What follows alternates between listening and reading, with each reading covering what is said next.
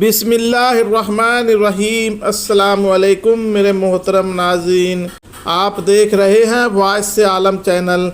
मेरे मोहतरम नाज़रीन, आज मैं लेकर आया हूँ आप लोगों के सामने एक सौदागर का बेटा और एक शहज़ादे की शादी का वाक़या।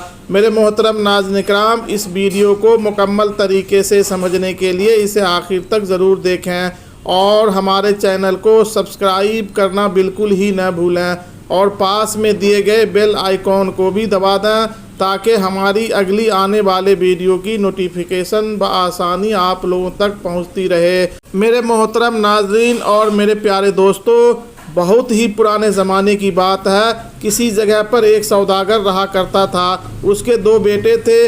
एक दिन शाम के वक्त उसने अपने दोनों बेटों से कहा, बच्चों, रात को तुम जो भी ख्वाब देखो मुझे सुबह सुना देना, मगर जो भी अपना ख्वाब छुपाए मैं उसे सख्त सज़ा दूंगा। दूसरे दिन सुबह बड़ा बेटा अपने बाप के पास आया और उसने अपना ख्वाब बयान किया। मेरे ख्वाब में मैंने देखा कि छोटा भाई बहुत ही ऊंचाई पर आसमान में उड़ रहा है और यह भी देखा कि आपकी एक बेर खो गई है। फिर सौदागर ने छोटे बेटे से पूछा कि उसने ख्वाब में रात को क्या देखा, तो छोटे बेटे ने अपना ख्वाब अपने बाप को सुनाने से साफ इनकार कर दिया।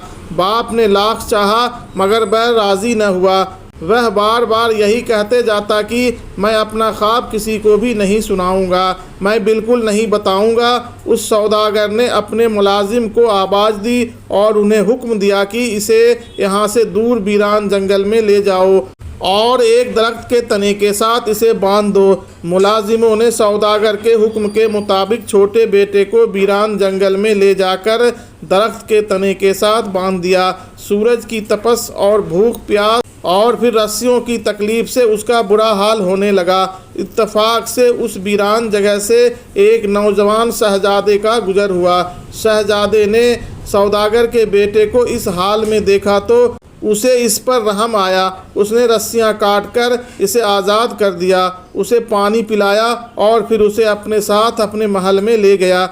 महल में शहजादे ने उससे पूछा कि इस वीरान जंगल में तुम्हें किसने बांधा था? मेरे वालिद मुझसे खफा हो गए थे, उसने जवाब दिया। शहजादे ने फिर पूछा, आखिर तुम्हारा कसूर क्या था? सौदागर का बेटा बोला, मैंने अपना ख्वाब सुनाने से इनकार कर दिया था, बस इसी बात पर वह मुझसे नाराज़ हो गए। हमारे वालिद बड़े ही अजीब आदमी है, जरा सी बात पर इतना सख्त सज़ा दी। आखिर तुम्हें ख्वाब में क्या दिखाई दिया? शहजादे ने पूछा। यह तो मैं आपको भी नहीं बताऊंगा, छोटे बेटे ने जवाब दिया। कैसे नहीं बताओगे? मैं तुम्हें मौत के मुंह से छुड़ा के लाया हूँ और तुम मेरे साथ इस तरह से पेश आ रहे हो। जल्दी से अपना ख्वाब मुझे बताओ वरना तुम्हारे साथ बहुत ही बुरा होगा। शहजादे को बहुत गुस्सा आया। मैंने ये ख्वाब अपने वालिद को भी नहीं बताया और मैं आपको भी नहीं बताऊंगा।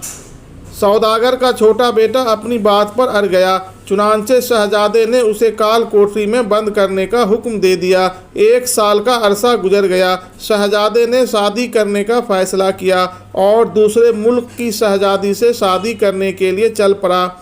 शहजादे की एक छोटी बहन भी थी। एक दिन घूमते घूमते वह काल कोठरी तक जा पहुंची। सौदागर के छोटे बेटे ने उसे काल कोठरी के एक सुराख से देख लिया और फिर चीख चीख कर कहने लगा, शहजादी मुझ पर रहम कीजिए और मुझे आज़ाद कर दीजिए। हो सकता है कि मैं आपके काम आ जाऊं। मुझे पता है कि आपका भाई एक ऐसी सल्तनत की शहजादी से शादी करना चाहता है जो बहुत ही जालिम और चालाक है। मेरी मदद के बगैर वह यह शादी नहीं कर सकता, उसकी जान चली जाएगी। इससे पहले ही बहुत से उम्मीदवार शहजादी से शादी की बंड चढ़ चुके हैं। तुम मेरे भाई की मदद करने की जिम्मेदारी कबूल करते हो? शहजादी ने पूछा। मैं ज़रूर मदद करता, मगर अकाब के पर बंधे हुए हैं, यानी कि मैं कैद में हूँ। शहजादी ने फ़ौरन उसे काल कोठरी से आज़ाद करने का हुक्म दिया। सौदागर का बेटा आज़ाद होते ही शहर चला गया और अपने नाम के और अपनी शक्ल के जैसे 12 लड़के जमा कर लिए जो उम्र और कद में भी उसके बराबर थे और ऐसे लगता था जैसे वह सब के सब भाई हों। यहाँ तक कि उनकी आवाज़, उनके बाल और आँखों का रंग भी एक जैसा था। उन सभी ने एक जैसा लिबास पहन रखा था। फिर एक जैसे घोड़े लिए और फिर यूं 13 सवार सफ़र पर रवाना हो गए। एक दिन चलते रहे, दूसरे दिन भी चलते रहे और फिर तीसरे दिन भी चलते रहे और फिर चौथे दिन वह एक सुनसान घने जंगल में दाखिल हुए। उन्हें एक बहुत ही खौफनाक चीख सुनाई दी। भाइयों रुक जाओ, मैं जरा देख कर आऊँ यह चीख किसकी थी। सौदागर का बेटा यह कहकर घोड़े से उतरा और आवाज़ की तरफ दौड़ लगा दी। दूर से उसने देखा कि 3 बूढ़े आपस में लड़ रहे हैं और एक दूसरे को बुरा भला कह रहे हैं। अस्सलाम वालेकुम बुजुर्गों, क्या बात हो गई? आप आपस में क्यों लड़ रहे हैं? अरे नौजवान, हमारे वालिद ने विरसा में 3 जादू की चीज़ें छोड़ी थी। एक टोपी जिसका पहनने वाला दूसरों को दिखाई नहीं देता, दूसरा उड़ने वाला कालीन और तीसरा तेज चलने वाले जूते। 70 साल से हम आपस में लड़ रहे हैं कि कौन क्या चीज़ लेगा, मगर आज तक फैसला नहीं कर पाए। उनमें से एक बूढ़े ने सौदागर को सारी तफसील बताई। अगर आप मुझे इजाज़त दे तो मैं ये चीज़ें आप तीनों में तकसीम कर दूंगा। हाँ ज़रूर, हम पर यह मेहरबानी कर दो।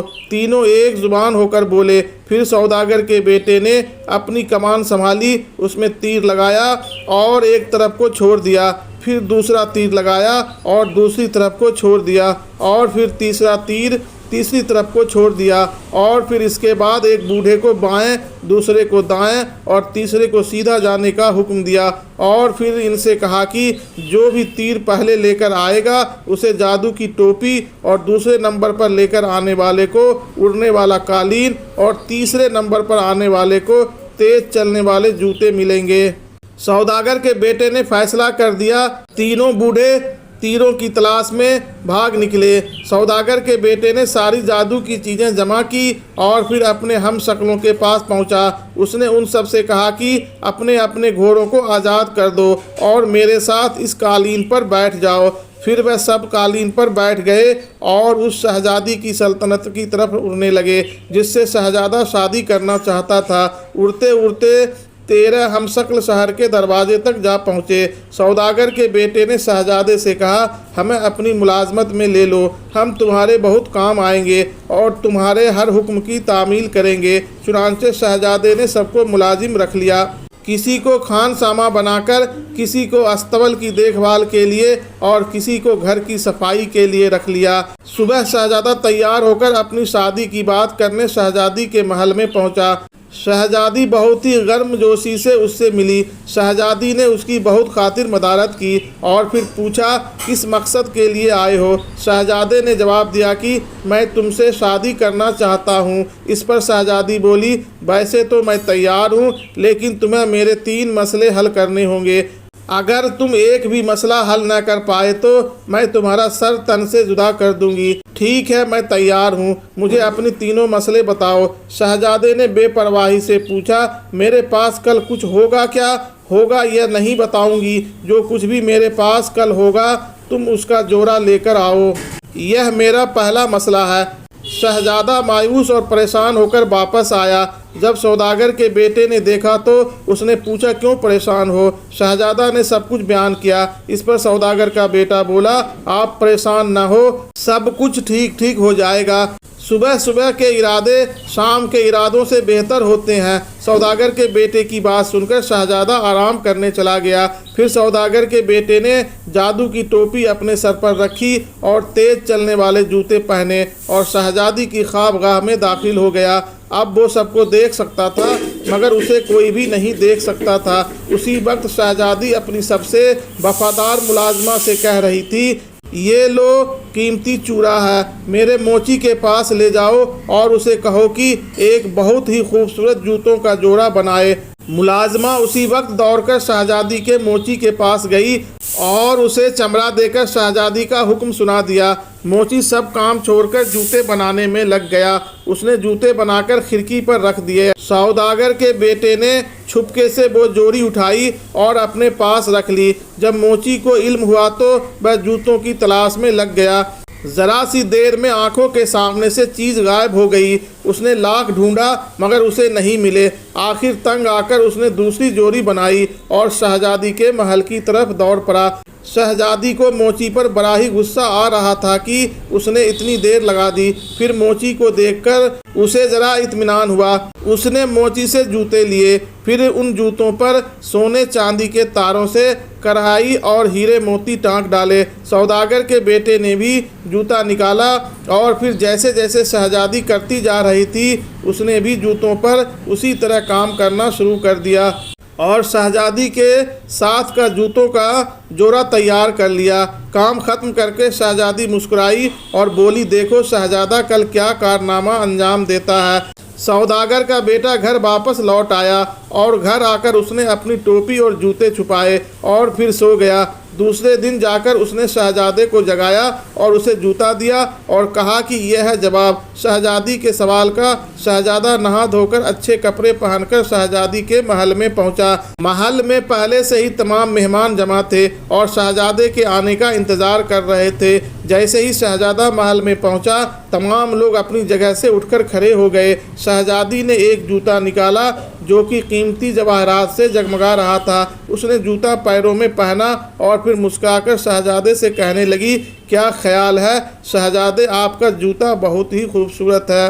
हाँ मगर जोड़ी नहीं है, सिर्फ एक ही है। शहजादा बोला, ठीक फरमाया है, बहुत ही खूबसूरत है मगर जोड़ी ना होने की वजह से बेकार है। लगता है मुझे यह जोड़ा आपको तोहफे में देना पड़ेगा।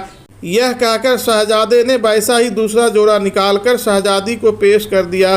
तमाम मेहमानों ने गर्मजोशी से तालियां बजाई और कहा, बहुत खूब शहजादे, और फिर साथ ही कहा कि शहजादा इस काबिल है कि शहजादी से शादी कर सके। शहजादे अभी ज़्यादा खुश होने की ज़रूरत नहीं, मेरे एक और मसले का हल तलाश करें तब देखा जाएगा, शहजादी ने कहा। शहजादा पहले से भी ज़्यादा परेशान होकर घर वापस लौटा। सौदागर के बेटे ने मसला पूछा और शहजादे से कहा, आराम से सो जाओ, सुबह के इरादे शाम के इरादों से बेहतर होता है। शहजादा आराम करने चला गया। सौदागर के बेटे ने जादू की टोपी और जादू के जूते पहने और फिर शहजादी की ख्वाबगाह में पहुंच गया। शहजादी अपनी वफादार मुलाजमा को बुला रही थी और फिर उसे बुलाकर कह रही थी कि शाही मुर्गा खाना में जाकर एक मादा बतख ले आओ। सौदागर का बेटा भी मुलाजमा के पीछे शाही मुर्गा खाना में गया। मुलाजमा ने एक मादा बतख को पकड़ा और चल पड़ी। सौदागर के बेटे ने भी वैसा ही एक नर लिया और वह भी उसके पीछे वापस चल पड़ा। मुलाजमा ने शहजादी को दिया और शहजादी ने उसके जिस्म से सारे पर खींच डाले और फिर उसकी जगह पर उसके जिस्म पर हीरे जवाहरात जड़ दिए। यह सब कुछ देखकर सौदागर के बेटे ने भी ऐसा ही किया। फिर अगली रोज़ शहजादी ने तमाम मेहमानों के सामने अपनी बतख छोड़ी और शहजादे से कहा कि क्या तुम मेरी पहेली बूझ ली? शहजादे ने कहा, बिल्कुल बूझ ली, और फिर फौरन वैसे ही एक बतख को छोड़ा और कहा, इसका जोर यह है। तमाम मेहमान गर्मजोशी से हैरत से चीख पड़े। अभी ज़्यादा खुश होने की ज़रूरत नहीं शहजादे, अभी तक मेरी तीसरी पहेली नहीं बूझी। तुमने शाम कुछ ज़्यादा पहले से भी ज़्यादा गमज़दा और परेशान होकर घर लौटा। सौदागर के बेटे ने फिर उसे देखा तो फिर उसे कहा, शहजादे आराम करो, सुबह के फैसले शाम के फैसलों से बेहतर है। शहजादा आराम करने चला गया। फिर सौदागर के बेटे ने जादू की टोपी और जूते पहने और फौरन शहजादी के ख्वाबगाह में पहुंच गया। शहजादी नील समुंदर पर जाने की तैयारी कर रही थी। फिर वो बग्गी में बैठी और घोड़ों को सर पर दौड़ाने लगी।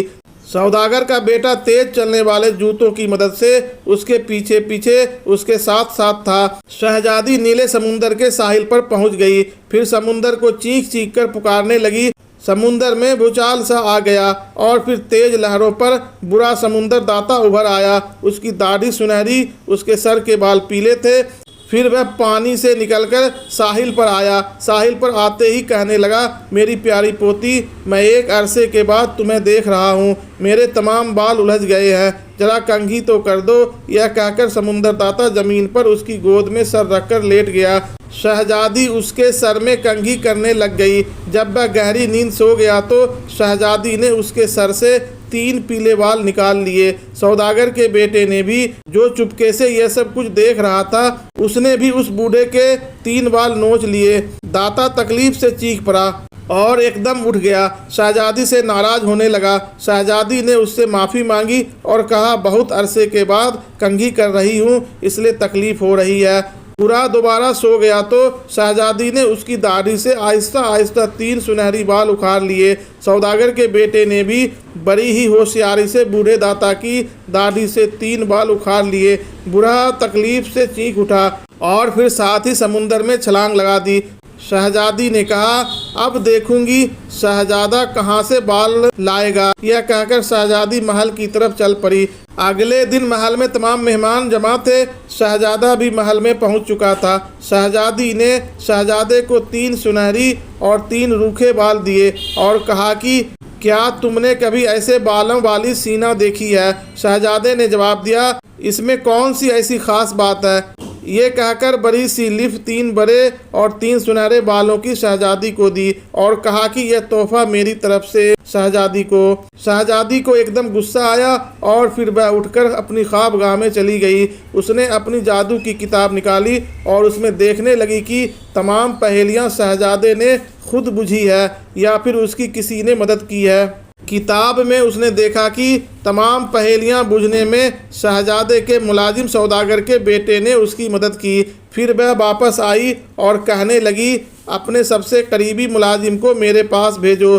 करीबी मुलाजिम तो मेरे 13 हैं। शहजादे ने कहा, उसे भेजो जो सौदागर का बेटा है। शहजादे ने जवाब दिया, वो सब के सब ही सौदागर के बेटे हैं। अच्छा, अगर ऐसा है तो सबको यहाँ पर बुलवाओ, मैं तुम्हारी मदद के बगैर ही असल को पकड़ लूँगी। शहजादी ने हुक्म दिया। चुनांचे शहजादे के सब मुलाजिम महल में हाजिर हो गए। तुम में से कौन बड़ा है? शहजादी ने उनसे सवाल किया।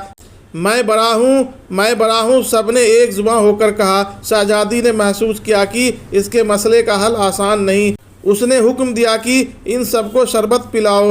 11 आम गिलासों में शरबत लाया गया, लेकिन 12वां गिलास सोने का था। उन्हें जब शरबत पेश किया गया तो वह सब के सब सोने के गिलास पर टूट पड़े। सब ने कहा कि मैं इस गिलास में पीऊँगा, लेकिन उनमें से कोई भी इस गिलास में न पी सका और सारा शरबत गिर गया। शहजादी ने कहा कि इस तरह तो वह असल मुलाजिम का पता कभी भी नहीं लगा सकेगी। उसने हुक्म दिया कि तमाम मुलाजिमों को खूब अच्छी तरह खाना खिलाया जाए और उनका महल में सोने का इंतज़ाम किया जाए। रात को जब वह हमशक्ल अच्छी तरह खाना खा चुके और अच्छी तरह नींद सो गए तो शहजादी ने अपनी जादू की किताब की मदद से असल सौदागर के बेटे का पता लगा लिया और उसकी एक कलम के बाल कनपट्टी से काट दिए ताकि सुबह उसे फांसी दी जा सके। सुबह जब सौदागर का बेटा उठा तो उसने आईने में जब अपनी शक्ल देखी तो उसकी एक कलम कटी हुई थी। फिर उसने अपने तमाम हमशक्लों को जगाया और कहा, जल्दी से वह अपनी वही वाली कलम काट दें जो उसकी कटी हुई है। थोड़ी देर बाद शहजादी कमरे में आई और उसने देखा कि सबकी कलमें साफ है। वह बड़ी ही मायूस हुई और फिर जादू की किताब को उसने आग में फेंक दिया। अब उसके पास सिवाय उसके कि शहजादे से शादी करें कोई और रास्ता था नहीं। फिर उन दोनों की शादी खूब धूमधाम से हुई। तीनों दिन महल में खूब तैयारियां की गई।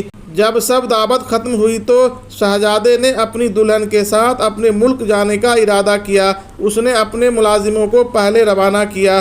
13 हमशक्ल शहर से बाहर आते ही कालीन पर बैठे और उड़ने लगे। वह जंगल में उसी जगह पर पहुँचे जहाँ पर उन्होंने अपने घोड़े छोड़े थे।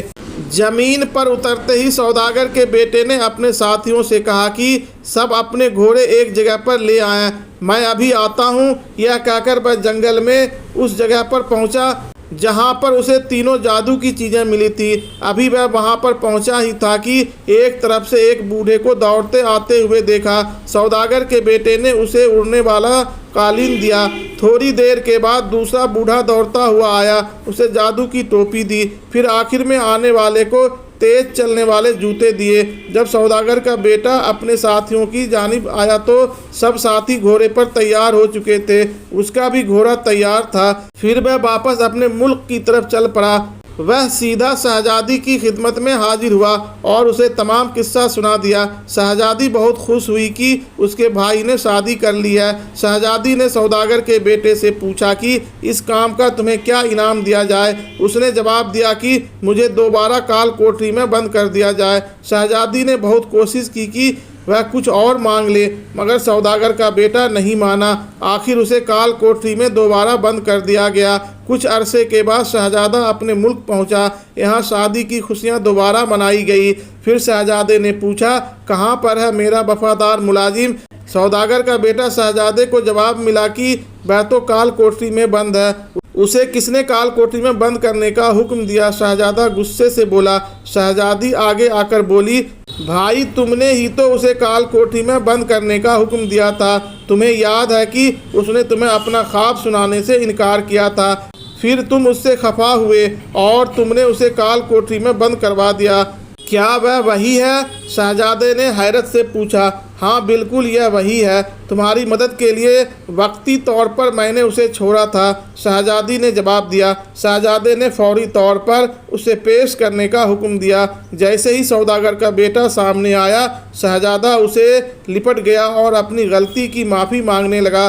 सौदागर के बेटे ने कहा, जो कुछ भी मेरे साथ हुआ और जो कुछ भी मैंने आपके साथ किया, यही सब कुछ तो मैंने ख्वाब में देखा था, इसलिए मैंने अपना ख्वाब आपको नहीं बताया। शहजादे ने उसे खूब इनाम व इकराम से नवाजा और फिर उसे अपनी हुकूमत में बहुत बड़े ओहदे पर फायज कर लिया।